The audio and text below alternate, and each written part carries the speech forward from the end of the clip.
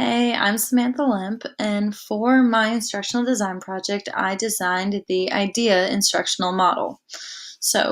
For this, I had the identify stage where you identify the learning objectives, student background, and how you actually would like to deliver your instruction based on that. Then D, develop the instruction, the materials, the assessment criteria. Execute is where you actually teach the material. And then assess and edit is where you figure out, did they actually learn it? If they did, assess it. If not, go back, edit it either within the materials or the instruction, but change something so that your students will actually retain what they're taught. So for my project, I decided to use my quantitative literacy class at school. I am a high school teacher. I teach different math courses, and one of my courses this year is a fourth year quantitative literacy course. So for my students in this class, I have a really wide range of kids. I've got some really upper level kids who are just in there because they needed something to fill their schedule, and they're already in college algebra or pre-cal, and they just needed a space filler. Then I've got the really low kids that are in there because they could not go into college algebra or pre-cal. Then I have kids who just chose to take this class because they do not plan on going to college at all, and they just need a real world math class that will hopefully apply to them when they are working or in the military or going to a trade school or something like that. So for this wide range of students, my method of delivery, I chose to use a children's book, actually.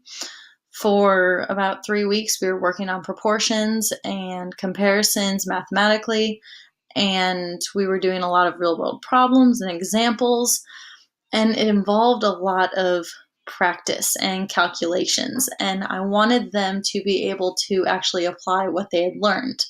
So within this project-based course, I decided to have them do a project, and I found this book. It is called If You Hopped Like a Frog by David Schwartz. Now, it is a children's book. I actually checked it out of our elementary school library. That's how I had to find it. But if you look at this book, everything in it is actually proportional comparisons. For example, if you hopped like a frog, you could jump from home plate to first base in one mighty leap. Or if you high jumped like a flea, you could land on Lady Liberty's torch. So what I wanted students to do was to see the proportions in here. So I had to develop this. I actually had the physical book, and on the first day, I actually read it to them. At first, they were looking at me like I was crazy reading them a children's book in a senior level course, but they actually enjoyed it. Then I took the pages out of the book and I created student pages. So for example, if I can make it move, here it is. I took these frog pages and I took this page and I pasted them together in one document and I printed them off so that the students could actually have the physical page when they were looking at their different proportions. And within this book, what's really great about it is that each page has a different math level ability required to figure out if the proportion is accurate or not. So I actually got to differentiate before I even passed the pages out. I could assign a specific page based on skill level to a specific student.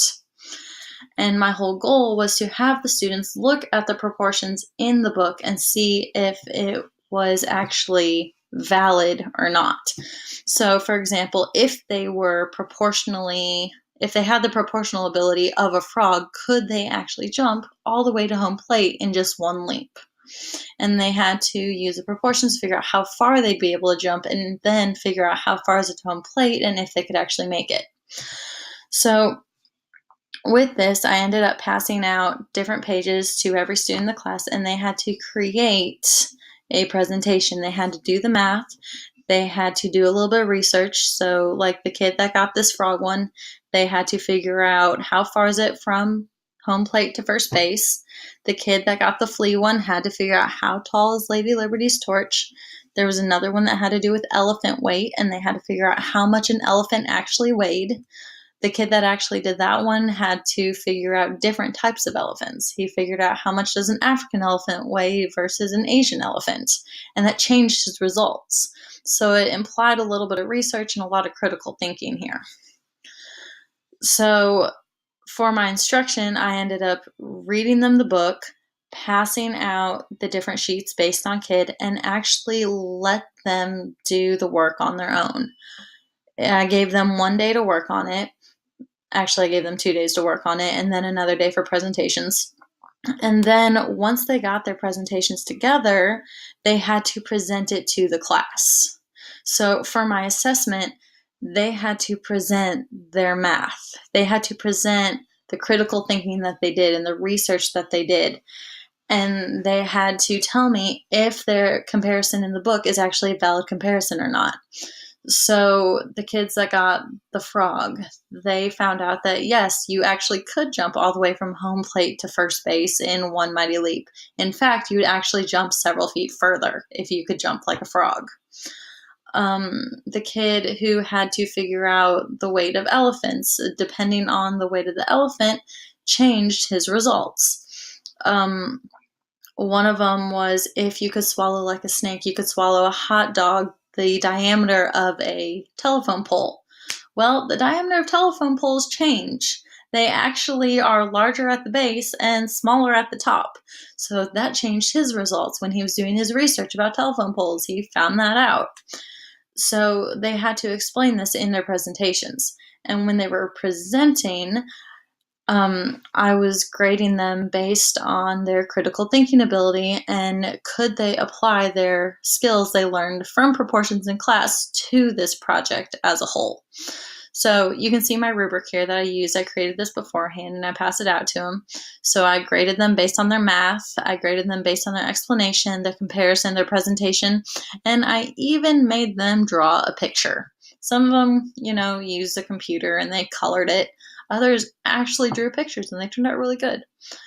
So overall, this project turned out really fun for the kids, and it was a way for them to apply their math skills to a fun project. So really, it all worked out well.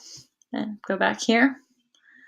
I didn't really have to edit all that much. I did have one kid that I did end up changing what page of the book they got just because of ability level. There was some miscommunication, but that happens, especially when you run into things like IEPs or 504s or special education, just things like that happen. But overall, it was a great project and I had a lot of fun doing it and the kids had a lot of fun doing it and it worked out really well. So thank you.